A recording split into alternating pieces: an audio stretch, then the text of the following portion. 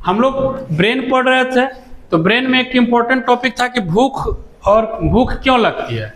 भूख क्यों लगती है तो हम ये देखेंगे कि भूख लगने का कारण, भूख लगने का सबसे ये सिंपल, अब जब हमारा पेट बहुत देर तक खाली रहता है, ये बहुत देर तक खाली रहता है, तो पेट में की जो ग्रंथियां वो फैलना और सिकुड़ना शुरू करते हैं।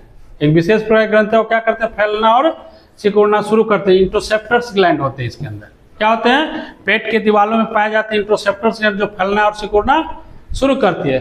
जब ये फैलना और सिकुड़ना शुरू करती है तो इसकी सूचना ब्रेन में उपस्थित हाइपोथैलेमस को जाता है। किसको जाता है इसकी सूचना, हाइपोथैलेमस को, ब्रेन में उपस्थित हाइपोथैलेमस को जाता है। और हाइपोथैलेमस में दो प्रकार के केंद्र होते हैं, क्षुधा केंद्र होते हैं और तृप्ति केंद्र होते हैं। तो ये इसकी सूचना हाइपोथैलेमस उपस्थित क्षुधा केंद्र को देता है, जिससे हमें भूख का एहसास लगता है। क्या होता है, भूख का एहसास होता है। और जब अधिक देर तक भूखा रखते हैं तो इंट्रोसेप्टर्स ग्लैंड का फैलना और सिकुड़ना काफी तेजी से होता है, जिसके कारण कहते हैं कि बहुत पेट में भूख से दर्द हो रहा है।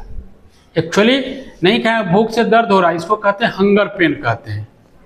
तो हंगर पेन, जैसे ही हम कुछ खा लेते हैं, कुछ भी डाल लीजिए पेट में, तो पेट को मिल गया तो ये क्या करता है, फैलना और सिकुड़ने की क्रिया क्या करता है, ये बंद हो जाता है। तो बंद हो जाता है तो इसकी सूचना जो हाइपोथैलेमस ग्लैंड में दो केंद्र बताए थे, क्षुधा केंद्र और तृप्ति केंद्र, तृप्ति केंद्र को जाता है ब्रेन को, तब वो क्या होता है, भूख का एहसास बंद हो जाता है। इस प्रकार भूख क्यों लगती है, प्यास क्यों लगती है, समझ में आया आप लोगों को?